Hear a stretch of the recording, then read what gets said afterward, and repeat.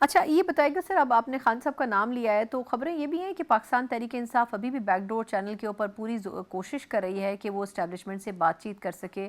خان صاحب کے لیے اس میں بیرسٹر گور صاحب کا بھی نام آ رہا ہے، کچھ دیگر لوگ بھی کوششیں تو کر رہے ہیں. آپ کو کیا لگتا ہے کہ اوپن لیٹرز لکھنے کے بعد بھی اب جو سچویشن بنی ہے، social media per P T I کے بڑی کیمپین جو ہے وہ اسٹیبلشمنٹ کے خلاف ہو رہی ہے، ایسے ماحول میں بات چیت کیسے ہو سکتی ہے؟ جی دیکھیے، بات یہ ہے کہ عمران خان صاحب کو اپنا مائنڈ میک اپ کرنا ہوگا.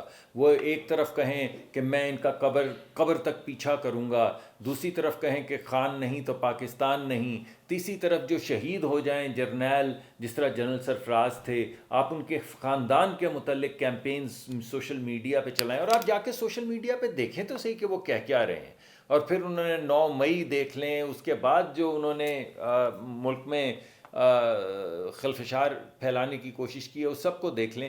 تو میرے خیال میں ان حالات میں تو بہت مشکل پڑے گی. کون کرے گا اعتماد؟ کل کو وہ پھر کسی کور کمانڈر کے گھر پہ حملہ کر کے آگ لگا دیں گے، کل کو پھر وہ جی ایچ کیو پہ حملہ آور ہو جائیں گے، کل کو پھر وہ شہیدوں کے مجسموں کی گردنیں کاٹ کے پٹکیں گے، کل کو پھر وہ جا کے جہازوں کو آگ لگا دیں گے سرگودا کی بیس کے اوپر. تو یہ تو نہیں ہو سکتا. اگر وہ ایک سیاسی جماعت کے طور پہ بات کرنا چاہیں تو ہم سے بات کریں، ہم ان کے سیاسی کاؤنٹر پارٹ ہیں. ہمیں وہ کہتے ہیں آپ سے بات نہیں کریں گے. ارے بھائی نہیں کریں گے، چلیں. آپ سمجھتے ہیں کہ طاقت، وہ ہمیں کہتے ہیں آپ کے پاس طاقت ہی نہیں، آپ سے نہیں کریں گے، ہم تو اسٹیبلشمنٹ سے. تو ہم کہتے ہیں اچھا چلیں اسٹیبلشمنٹ سے آپ کر لیں. آپ کون سے انڈیا کی اسٹیبلشمنٹ سے بات کرنے کی کوشش کر رہے ہیں؟ پاکستان کی اسٹیبلشمنٹ سے ہی بات کرنے کی کوشش کر رہے ہیں تو کر دیکھیں. مگر پھر آپ کہتے ہیں میں ان کو قبر تک ان کا پیچھا کروں گا، ان کو قبر میں اتاروں گا. ایسے نہیں ہوتا، ایسے نہیں ہو سکتا. تو خان صاحب کو ایک واضح پالیسی بنانی پڑے گی جس کے تحت پھر ملک میں بھی تھوڑا سا سکون آئے اور ان کی پارٹی میں بھی جو خلفشار ہے وہ ختم ہو اور ہماری سیاست بھی کسی کنارے لگے. اچھا لاسٹ کویسچن سر، وہ یہ کہ سیاسی طور پر تو خیر اپوزیشن ہونی چاہیے، ایک ہیلدی ایکٹیویٹی ہوتی ہے، لیکن یہ جو اب گرینڈ الائنس بنا ہے اس سے حکومت کوئی تھریٹ فیل کر رہی ہے آپ کے خیال میں؟ آپ کو نہیں، لگتا کوئی ہے کہ تھریٹ یہ نہیں ہے. تھریٹ نہیں ہے سیاسی جماعتوں سے. سیاسی جماعتوں کو کوئی تھریٹ نہیں ہوتا. سیاسی جماعتوں کے ذریعے سیاسی جماعتوں سے ڈائلاگ ہوتا ہے. ہمیں کوئی مسئلہ نہیں ہے. تمام یہ ہمارے دوست ہیں جو وہاں پر بیٹھے ہیں، سوائے خان صاحب کی انا کے اور خان صاحب کے ہیوبرس کے، اس کے علاوہ کوئی مسئلہ نہیں ہے. اور ابھی بھی دیکھ لیں اس الائنس کے اندر بھی جو اندر کی جو تقسیم ہے اس کی وجہ یہ کہ وہ خان صاحب پہ اعتماد نہیں کرتا. نہ جانے خان صاحب کدھر لے جا کے کس وقت کس کو علیم خان صاحب کی طرح یا ماجد خان جو کرکٹر تھے ان کے کزن ان کی طرح، یا یہ جو دوسرے تیسرے لوگ آپ کے سامنے آ رہے ہیں، نہ جانے کب ان کو ڈمپ کر دیں.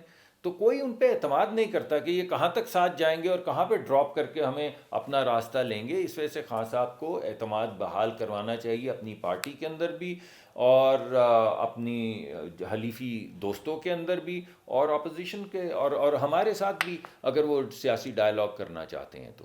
ٹھیک بات ابھی کی بڑی امپورٹنٹ ہے کہ پچھلے دوری حکومتوں میں ان دہشت گردوں کو لایا گیا کہ قومی دھارے میں واپس لا رہے ہیں اور بعد میں یہی ہمارے گلے پڑے. خواجہ آصف صاحب نے سر کہا کہ اس میں فیض حمید صاحب تو آلریڈی گرفتار ہیں، لیکن باجوہ صاحب سے بھی پوچھا جانا چاہیے کہ دہشت گردوں کو کیوں بسایا گیا. کل جنید اکبر صاحب بھی میرے پروگرام میں تھے، انہوں نے بھی یہ بات کی کہ صرف اس میں حکومت جو تھی یعنی پی ٹی آئی کی اس کا عمل دخل نہیں تھا بلکہ اس میں اسٹیبلشمنٹ کا بھی عمل دخل تھا. تو بظاہر تو پی ٹی آئی ملبہ سارا اسٹیبلشمنٹ پر ہی ڈال رہی ہے. تو آپ کیا سمجھتے ہیں کہ اس میں پارٹی سے بھی انکوائری ہونی چاہیے یا آپ کو لگتا ہے کہ باجوہ صاحب یا اس وقت کی جو اسٹیبلشمنٹ ہے وہی ذمہ دار ہے اس پورے کام کی؟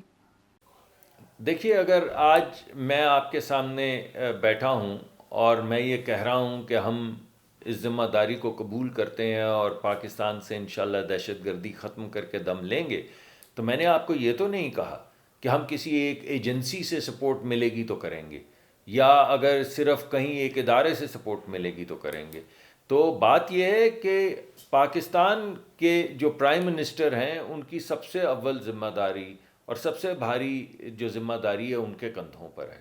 اور اس وجہ سے ہمیں ہر مرتبہ جب ہم کوئی بھی اس ذمہ داری کو لے کر آگے چلتے ہیں تو ہمیں اس سے زیادہ سپورٹ نہیں مل سکتی جتنی اس وقت جنرل عاصم منیر سے مل رہی ہے.